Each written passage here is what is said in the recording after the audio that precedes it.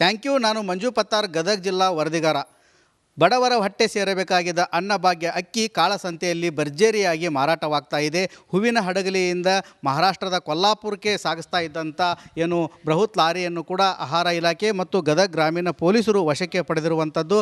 ಗದಗ ತಾಲೂಕಿನ ಬಿಂಕದಕಟ್ಟಿ ಹೊರವಲಯದ ಇಲ್ಲೇನು ಪೊಲೀಸ್ ಠಾಣೆ ಇದೆ, ಆ ವ್ಯಾಪ್ತಿಯಲ್ಲಿ ಹೋಗ್ತಾ ಇರುವಂಥ ಸಮಯದಲ್ಲಿ ಆಹಾರ ಇಲಾಖೆ ಅಧಿಕಾರಿಗಳು ಮತ್ತು ಏನು ಪೊಲೀಸ್ ಇಲಾಖೆ ಅಧಿಕಾರಿಗಳು ಕೂಡ ಏನು ಆ ಲಾರಿಯನ್ನು ವಶಕ್ಕೆ ಪಡೆದುಕೊಂಡಿದ್ದಾರೆ. ಸುಮಾರು 608 ಬ್ಯಾಗ್ 32 ಟನ್ ಇರುವಂಥ ಅಕ್ಕಿಯನ್ನು ಕೂಡ ಮಾರಾಟ ಮಾಡಲು ಯತ್ನ ಮಾಡಲಾಗ್ತಾ ಇತ್ತು. ಈ ಒಂದು ಅಕ್ಕಿ ಏನು ಹೂವಿನ ಹಡಗಲಿಯಿಂದ ಮಹಾರಾಷ್ಟ್ರಕ್ಕೆ ಸರಬರಾಜು ಮಾಡಲಾಗ್ತಾ ಇತ್ತು. ಇದೇ ರೀತಿಯಾಗಿ ಈ ಒಂದು ಆಹಾರ ಇಲಾಖೆ ಗೋದಾಮಿನಲ್ಲಿ ಕೂಡ ಸಾಕಷ್ಟು ಪ್ರಮಾಣದಲ್ಲಿ ಬಡವರಿಗೆ ಸೇರಬೇಕಾದ ಅನ್ನಭಾಗ್ಯ ಅಕ್ಕಿ ಏನು ಯಾವ ರೀತಿ ಕಾಳಸಂತೆಯಲ್ಲಿ ಮಾರಾಟವಾಗ್ತಾ ಇತ್ತು ಅನ್ನೋದು ಕೂಡ ನೋಡಬಹುದು. ಯಾಕಂತಂದರೆ ಇಷ್ಟೊಂದು ಪ್ರಮಾಣದ ಅಕ್ಕಿ ಕೂಡ ಇಲ್ಲಿ ಸಿಕ್ಕಿರುವಂಥದ್ದು.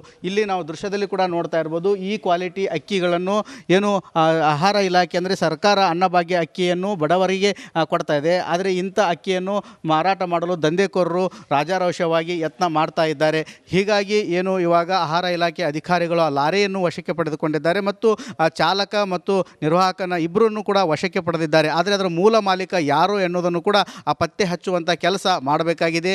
ಯಾಕಂತಂದರೆ ಲಕ್ಷಾಂತರ ರೂಪಾಯಿ ಬೆಲೆ ಬಾಳುವಂಥ ಅಕ್ಕಿಯನ್ನು ಕಾಳಸಂತೆಯಲ್ಲಿ ಮಾರಾಟ ಮಾಡ್ತಾ ಇದೆ. ಒಂದು ಕಡೆ ಆ ಸರ್ಕಾರ ಬಡವರಿಗೆ 10 kg ಅಕ್ಕಿ ಕೊಡಲು ಪರದಾಟ ನಡೆಸ್ತಾ ಇದೆ. ಕೇಂದ್ರ ಸರ್ಕಾರದ 5 kg ಮತ್ತು ರಾಜ್ಯ ಸರ್ಕಾರದ 5 kg ಇಂಥ 10 kg ಅಕ್ಕಿ ಕೊಡಲು ಒಂದು ಕಡೆ ಸರ್ಕಾರ ಪರದಾಟ ನಡೆಸಿದರೂ ಕೂಡ ಬಡವರ ಪಾಲಿನ ಅಕ್ಕಿ ಇವಾಗ ಕಾಳಸಂತೆಯಲ್ಲಿ ಮಾರಾಟವಾಗ್ತಾ ಇರುವಂಥದ್ದು. ಅದೇ ರೀತಿಯಾಗಿ ಈ ಒಂದು ಅಕ್ಕಿಯನ್ನು ಡೂಪ್ಲಿಕೇಟ್ ಬಿಲ್ ಮಾಡಿಕೊಂಡು ಕೂಡ ಸಾಗಾಟ ಮಾಡ್ತಾ ಇದ್ರು ಅಂಥೇಳಿ ಕೂಡ ಆಹಾರ ಇಲಾಖೆ ಅಧಿಕಾರಿಗಳು ಮಾಹಿತಿ ಕೊಡ್ತಾ ಇದ್ದಾರೆ.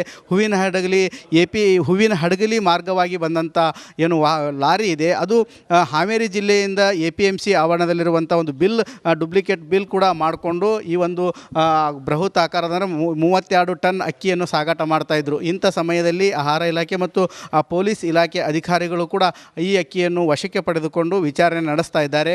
ಒಟ್ಟಾರೆ ಹೇಳಬೇಕಂತಂದರೆ ಏನು ಸರ್ಕಾರ ಬಡವರ ಹೊಟ್ಟೆಗೆ ಅವರಿಗೆ ಏನು ಹಸುವಿನಿಂದ ಬಳಲಬಾರದು ಅನ್ನೋ ಒಂದು ಉದ್ದೇಶಕ್ಕಾಗಿ ಸರ್ಕಾರ ಅನ್ನಭಾಗ್ಯ ಯೋಜನೆಯನ್ನು ಜಾರಿ ಮಾಡಿದೆ. ಆದರೆ ಇಲ್ಲಿ ಕಾಳಸಂತೆಯಲ್ಲಿ ಭರ್ಜರಿಯಾಗಿ ಮಾರಾಟ ಮಾಡ್ತಾ ಇದ್ದಾರೆ. ಹೀಗಾಗಿ ಇವಾಗ ಏನು ಒಂದು ಲಾರಿ ಮತ್ತು 2 ಚಾಲಕರು ಮತ್ತು